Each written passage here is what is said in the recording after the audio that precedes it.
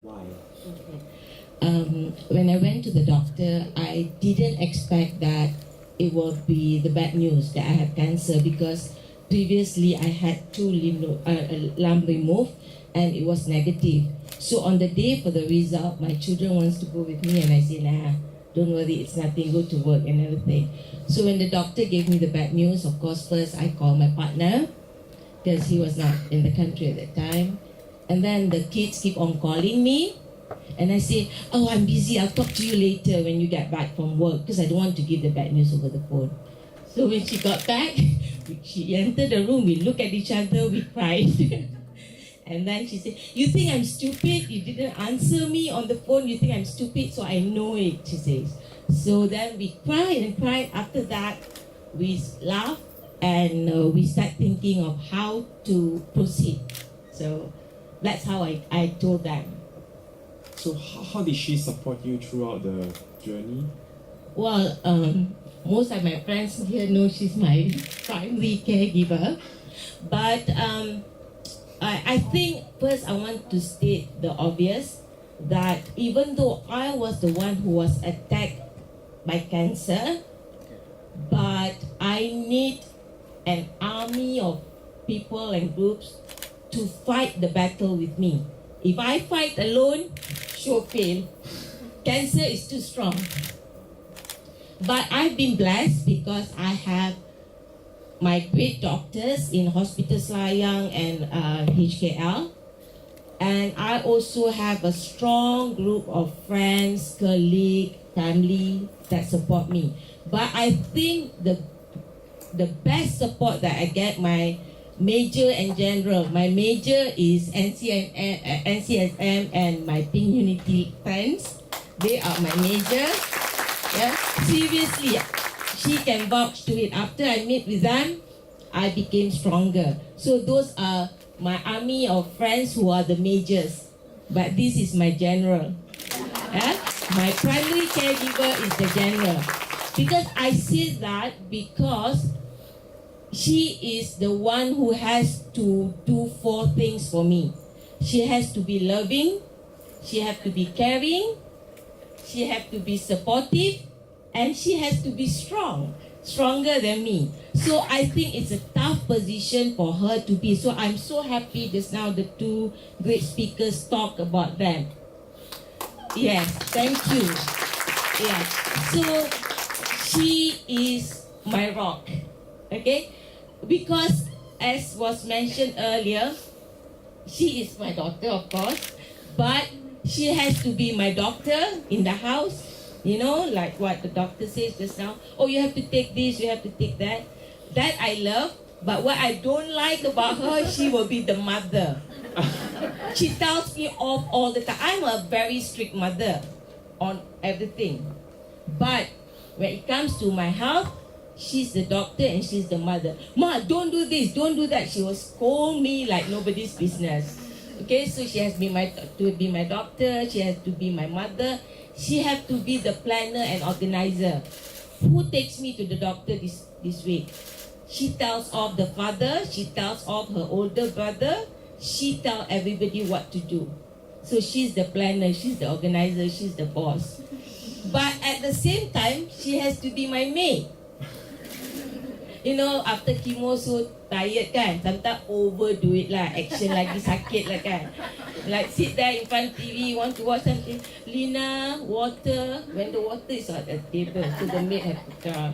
Then change baju also drop on the floor. Then she say, Ma, you think what? I'm your maid? No, I'm your slave. I say, yeah. See, that's why the silver lining for a cancer patient, you can manja yourself. You can demand. So she's doing all those things. And yes, as the doctor reminded, sometimes she forget about her needs. So I beg NCSM, Pink Unity, what you have done for me, you need to do for caregivers. Because I was the one who's attacked by cancer, but the fight against cancer, she has to do more than I do. I just sit there, okay, chemo, give me chemo, take chemo, go back home. She does everything. So please, I beg from you guys, do more for caregivers. Sure. Thank you, Puan Mahani. So to Lina, the boss as well as the mother to her mother. So we believe that there will be some reactions that you react when she breaks the news. So what do you expect when you heard the news? Actually, when she first told me that she has cancer, all the things that Dr. Karen was explaining, that was everything that I experienced. I felt powerless. I didn't know what to do. I didn't know who to talk to. So I just kind of keep it to myself and say like, okay, let's just take one step at a time. But I have no idea what I was going to go through or what she was going to go through. So it was really, both of us, I believe that we were in the dark. We didn't know what to expect. We didn't know how the treatment would affect because after she found out that she has cancer, a lot of people do come and visit, but most of the time we heard negative negative things like, oh yeah, I have friends who had cancer and she died. Oh, I have people who had cancer and they died. So a lot of times I of the word death. So it wasn't really helpful, and until a point I told her, can they stop coming because it's not helpful for her and it's not helpful for me, because no one comes to share their experience and say that, oh, my mother went through this and this is what she did. So when we heard the news, really I felt powerless. I didn't know what to do, what I can do. So I just thought, just keep it to myself and be as strong as I could for her, which was a lot harder than I thought it would be. So there was no expectation because really I have no idea what I was going to do. So other than being a slave is a challenge, so I was just asking, if you would like to list one of the greatest challenge in caregiving, what would it be?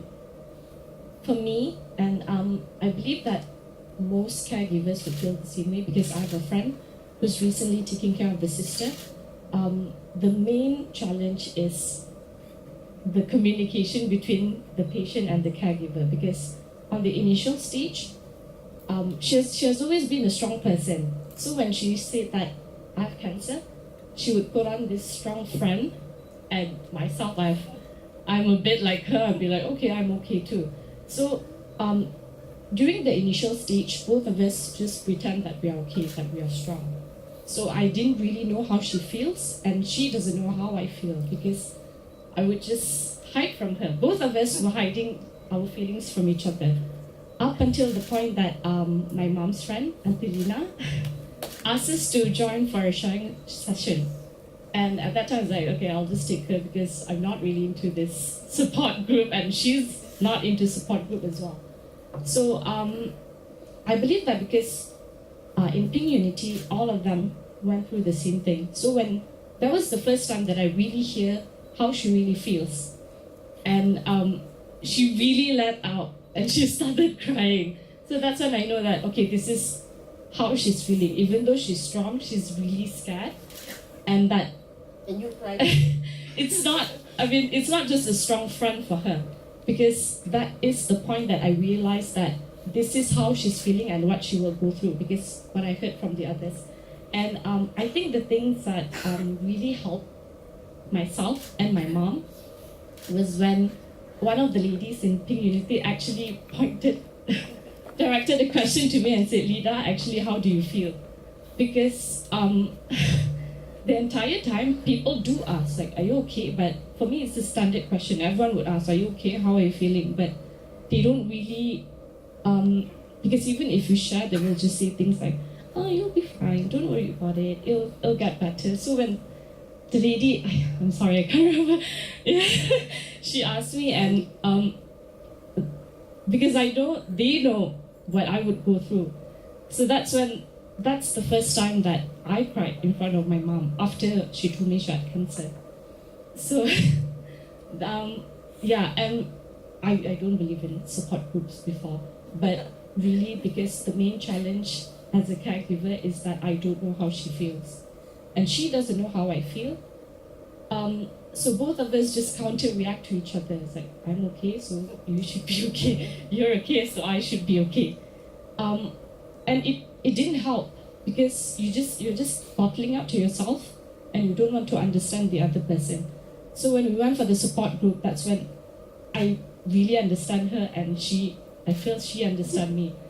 It was less stressful than it was before, because we both understand that, okay, this is what the other person is going through. So I know a lot of people are very private about their feelings, because I am myself like that. So no one would go to support group and say, this is what I'm going through, I need help.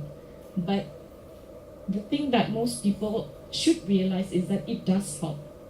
No matter how embarrassing or how private you feel, that you need to guard your feelings, but it does help. Right. Thank you. Thank you for the wonderful sharing.